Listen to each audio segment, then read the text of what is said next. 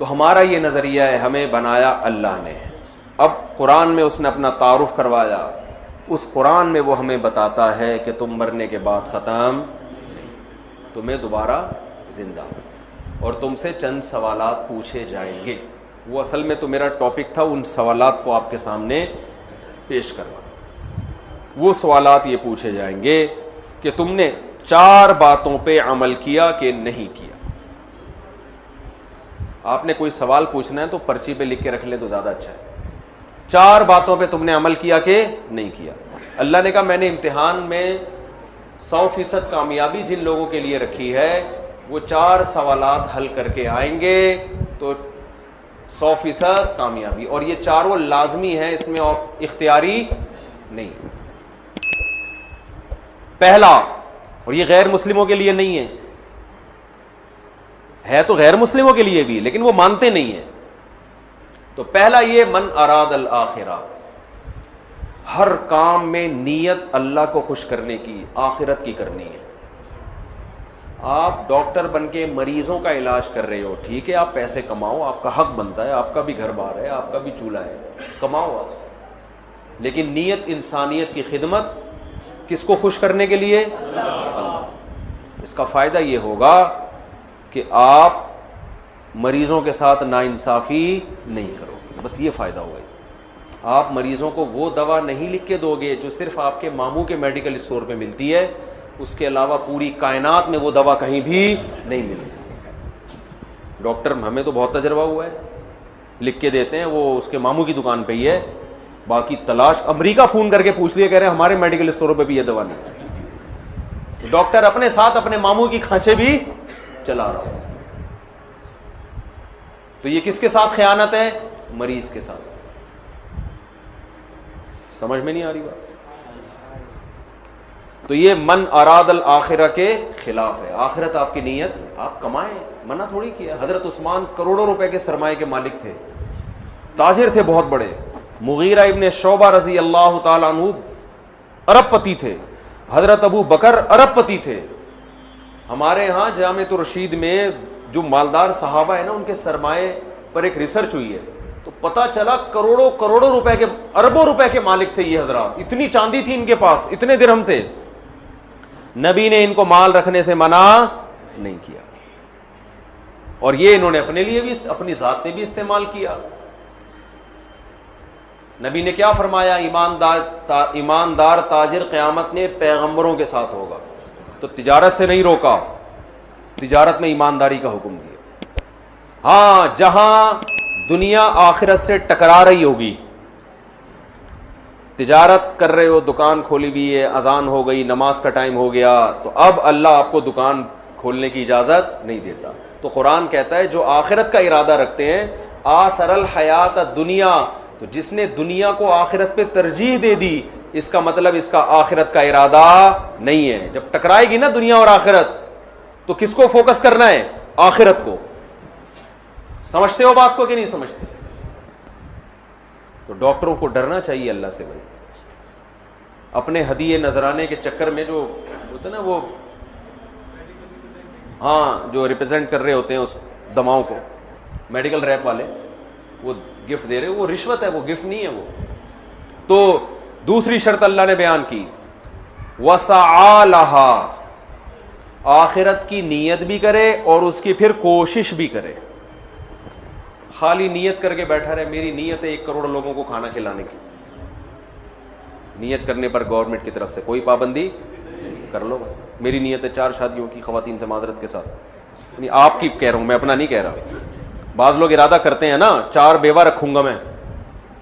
ہمارے ایک دوست ہیں بڑے بے تکلف ہیں، ایک دن مجھے کہنے لگے میں 4 شادیاں کروں گا بیوہ عورتوں سے، پتہ نہیں ہو کیوں نہیں رہی. میں نے کہا بیٹھے رہو یہاں پہ، لیٹ جاؤ آرام سے. بھائی ہلے گا، چلے گا، پھرے گا، تلاش کرے گا، پھر پیسوں مال بڑھانے کی بھی پھر کوشش کرے گا نا. جب 4 کو پالنا ہے تو پیسہ بھی تو ہوگا نا. میں یہ جو میں نے کہا نا میری نیت ہے، یہ میرا نہ سمجھیں آپ، میں آپ کی مثال دے رہا ہوں. جیسے ڈاکٹر کہتا ہے نا، سخی کہتا ہے میری نیت ہے 1 کروڑ لوگوں کو کھانا کھلانے کی.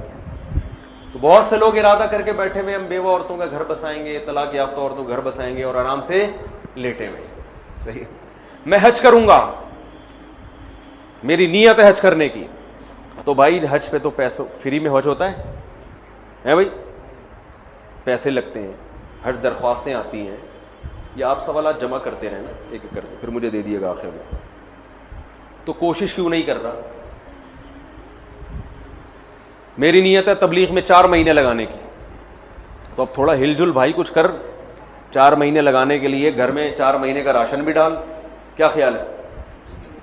بچوں کی نگرانی کون کرے گا اس کا انتظام کر.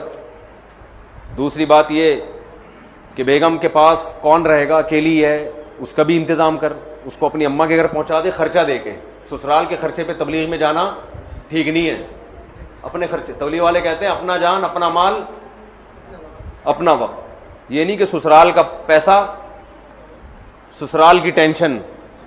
بعض لوگ جا رہے ہوتے ہیں، بیگم کو ابا کے یہاں پہنچایا، خود 4 مہینے کے لیے نکل گئے. ابا کہتا ہے میں کم وقت رخصت اس لیے کیا تھا کہ تو کھلائے گا اس کو. وہ ایک صاحب مجھے ملے چند دن، ابھی میرا سوات میں بیان تھا نا، وہ ایک صاحب نے کہا میں 1 سال تبلیغ میں لگا کے آیا ہوں، میرے بچے بگڑ گئے. تبلیغ میں تو سال ضرور لگائے، لیکن اگر بچے 15 16 17 سال کی عمر کے ہیں جو بگڑنے کی عمر ہے، اس میں جب آپ بچے کو بالکل لاوارث چھوڑ کر جاؤ گے تو وہ تھوڑی تبلیغ میں وقت لگا رہا ہے، وقت تو آپ لگا رہے ہو. وہ چرسیوں میں اٹھ بیٹھ گیا، وہ ہیروئنچیوں میں بیٹھ گیا، وہ تو برباد ہو جائے گا. اس کا پہلے انتظام کر کے جاؤ. تو اللہ کہتے ہیں آخرت کی صرف نیت کافی نہیں ہے، اس کی کوشش، وسعی لہا، کوشش بھی کرنی ہے، ترتیب بنانی ہے، سوچنا ہے. جماعت میں نکلنا ہے تو کرنا ہے عملی طور پر. تبلیغ والے تو ترغیب دینے کے لیے کہہ دیتے ہیں کہ نیت کر لو، وہ اس لیے کہ چلو کچھ تو کرو نا. جب نیت کرے گا تو انشاءاللہ ہلے گا بھی تھوڑا سا وہ، لیکن پھر اس کے بعد کچھ کرنے کی کوشش بھی کرے. عورت چاہتی ہے میں پردہ کروں، تو خالی نیت سے تھوڑی ہوگا بھائی، تھوڑی سی تو ہمت بھی کرے نا، کوشش کرے. کچھ نہیں تو اسکارف لینا ہی شروع کر دے، کچھ نہیں تو باہر کے مردوں سے پردہ کر لے، پھر آہستہ آہستہ دیور سے بھی ہو جائے گا، چچا زاد بھائی سے بھی ہو جائے گا. عورت پہ پردہ فرض ہے نا، دیور سے، چچا زاد بھائی سے بھی پردہ فرض ہے. آج ہمارے گھروں میں یہ والا پردہ بالکل ختم، دیور سے پردہ ہی نہیں ہے. حدیث میں آتا ہے الحم وہ موت، دیور تو موت کی طرح ہے.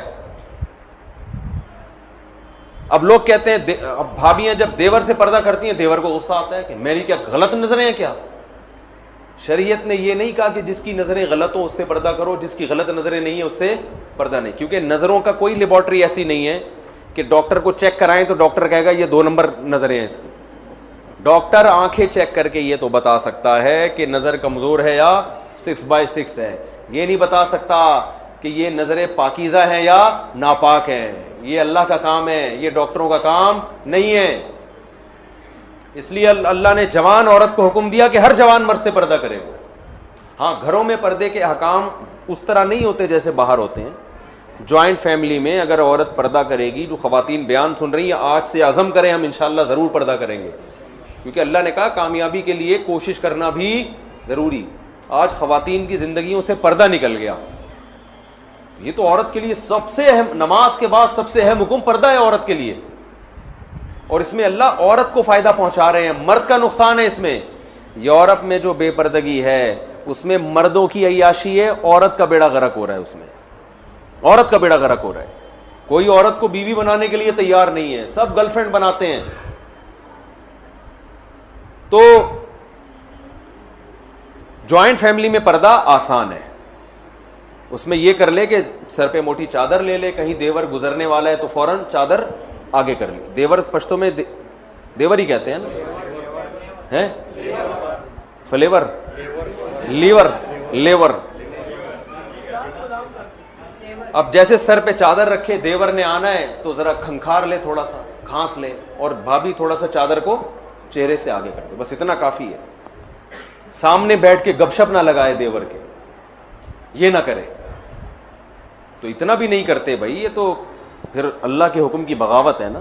ہمارے نبی کہہ رہے ہیں الحم موت، دیور سے زیادہ سخت پردہ ہے. سخت کا مطلب پردہ لازمی کرنا ہے اس سے. تو وسعا، اللہ فرماتے ہیں نیت بھی آخرت ہو اور اس کے ساتھ ساتھ کوشش بھی ہو. تیسرے نمبر پہ اللہ نے کیا فرمایا؟ وسعا لہا سعیہا، آخرت والی کوشش، اخپل طریقے سے کوشش نہیں چلے گی.